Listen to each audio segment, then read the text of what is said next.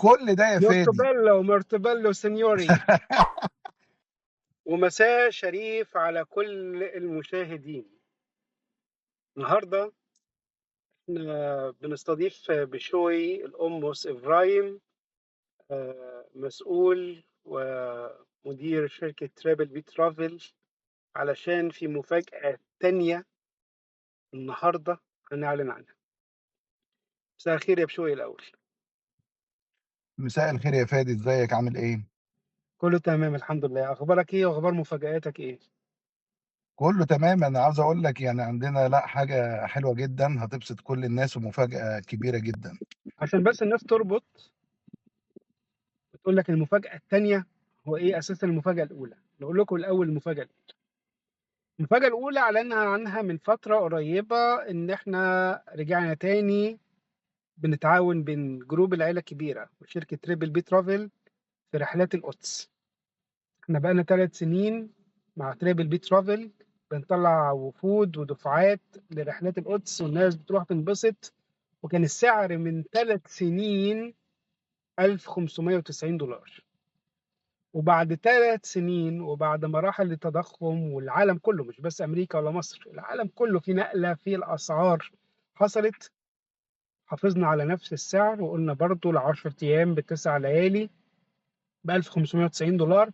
وكمان بدأنا نحجز من أول موسم 2026، هو موسم التأديس اللي جاي، الفندق في القدس مش في بيت لحم، علشان يسهل على الناس اللي جاية سواء من المطار للفندق أو من الفندق لأماكن الزيارة، قرب المسافات وتوفير الوقت والمجهود. وقلنا كمان إن في مفاجآت وهدايا لكل اللي هيطلعوا معانا الرحلة ديت، وده اللي خلى فيه إقبال كبير جدا جدا جدا على رحلات القدس الموسم 2026، والأعداد كانت فوق الخيال.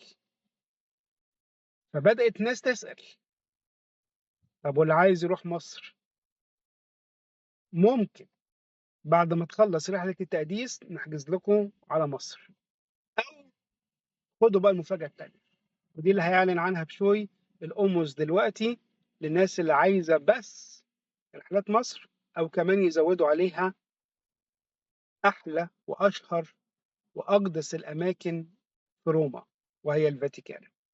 قول لنا يا بشوي إيه المفاجأة التانية في رحلة مصر وروما؟ هو قبل ما ندخل في المفاجأة يا فادي، عاوز بس ازود على كلامك حاجة بسيطة، ان الناس اللي متعودة تطلع القدس عارفة يعني ايه الإقامة في القدس بالسعر ده واللي حافظنا عليه. دي حاجة وهمية ان هي تحصل. يعني انت متخيل ارخص اسعار دايما بتكون في بيت لحم، لان بيت لحم بالليل ما بيعرفوش يخرجوا على بعد ساعة ونص او اكتر من المطار.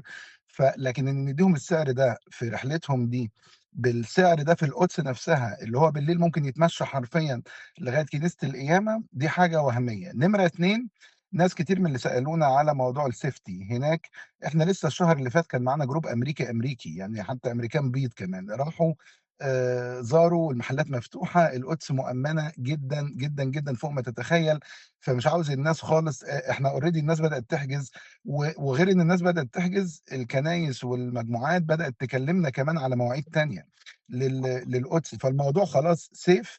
وطالما الطيران شغال خلاص اعرف ان البلد اللي انت رايحها دي سيف جدا. ده بس تنويه بسيط بالنسبه انا لموضوع انا القدس. برضه عشان نقفل الموضوع دوت، انا طلعت في فيديو من اسبوع وقلت يا جماعه للناس اللي قلقانه في الوضع هناك في القدس، قلت ان هو اساسا الطريقه الوحيده والمكان الوحيد اللي في المساحه ديت من الارض فيها سياحه هي القدس. فهم اكتر الناس كيرنج او مهتمين ان يخلوا المنطقه ديت فيري سيفتي او امنه تماما، عشان هي مصدر الدخل السياحي الوحيد ليهم.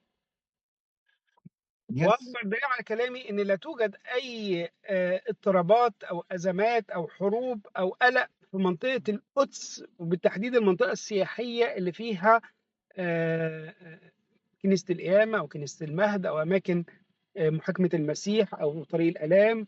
المنطقه دي تحديدا very very safety.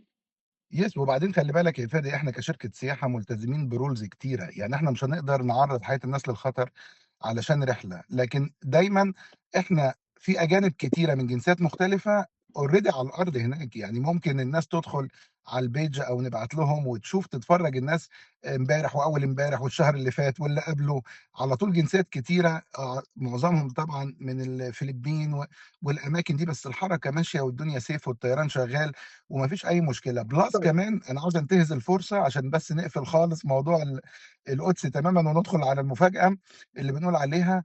احنا اي جروب بيطلع معانا يا فادي لاي مكان مش القدس بس، بنعمل له حاجه اسمها ترافل انشورنس. ترافل انشورنس ده لا قدر الله لو انت معانا في الرحله ورجلك اتكسرت، اتزحلقت هناك، لا قدر الله لو حصلت حاله وفيات في الرحله، الترافل انشورنس بيقدر يكفر يو لغايه $1,000,000، يعني يعمل لك كل حاجه. هو طبعا نتمنى الناس ترجع بالسلامه وكله يبقى كويس، بس برضو احنا دايما بناخد حتى احتياطاتنا حفاظا حتى على ايه اللي ممكن يحصل ريسك او ايه اللي ممكن يحصل امرجنسي للناس هناك. فما تقلقوش خالص، الناس بدأت تحجز الطيران، كل ما تحجز بدري كل ما تاخد طيران سعر رخيص جدا على السعر الرخيص اوريدي اللي احنا عاملينه ال 1590. لو لا انت ممكن تاخد الطيران دلوقتي ب $900 ب $1000 وات ايفر، هتلاقي كلها سعرها ارخص من الماركت بره من 800 ل $1000. فانت المستفاد اولا، وعشان كده لو قفلنا الجروب مش هنقدر ناخد حد اكتر من كده، لان اعدادنا بتبقى دايما مش محدوده، ولكن عشان ياخدوا سيرفيس احسن وتبقى الكواليتي افضل فبنيجي عند بوينت بنقفل. تمام تمام. طيب نخش بقى على المفاجاه الثانيه. يس، المفاجاه بقى يا فادي، وقبل ما اقول لك المفاجاه، لسه اللي ماسك الجروب يعني مكلمني من شويه قبل ما نطلع لايف، في اوريدي 35 واحد حجزوا اوريدي، فبرضه تاني في لو المجموعه وصلنا اللي مع الانبا لمرحله. يوسف اللي في تينيسي. يس، دي تحت اشراف انبا يوسف من كنيسه في ناشفيل، هينضموا للجروب. الجروب رايح فين بقى يا فادي والسعر ايه حرفيا؟ احنا عشان عندنا خبره في السياحه وفي المقارنه بالاسعار وبالكواليتي وبكله، انا اراهنك يا فادي لو في حاجه زي اللي اقولها لك دلوقتي بالسعر ده حتى احسبها بالورقه ايوه، والقلم ما انت هم. ممكن بقى توقف تشويق واثاره ومتعه وتدينا المفاجاه. هي الرحله عباره عن ان احنا هنروح مصر وايطاليا مع بعض في رحله واحده 15 يوم. ايه يعني ده؟ ايه مصر وايطاليا مع بعض وهنزور ايه بالظبط؟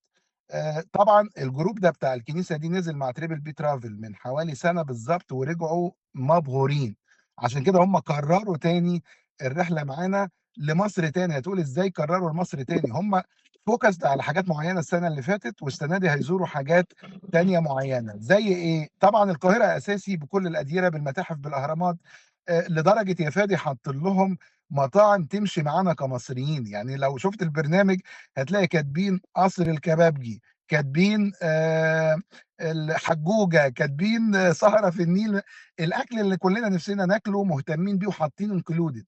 انا شخصيا وحشني عبده تلوث. لا ده مش في البرنامج بس. تمام. عارفين كويس ايه اللي بيعجبنا احنا كمصريين حتى في الاكل، مش اللي هو اي مطعم وخلاص، لا.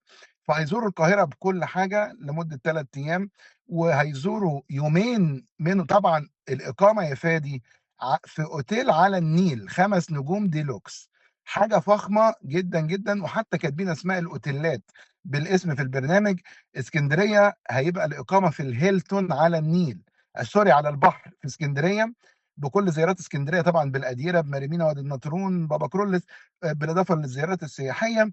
بعد كده هنروح سانت كاترين وهنقعد في قريه سياحيه في شرم الشيخ، وبالاسم كده القريه اللي اوريدي حجزنا فيها هي الباتروس. وطبعا الباتروس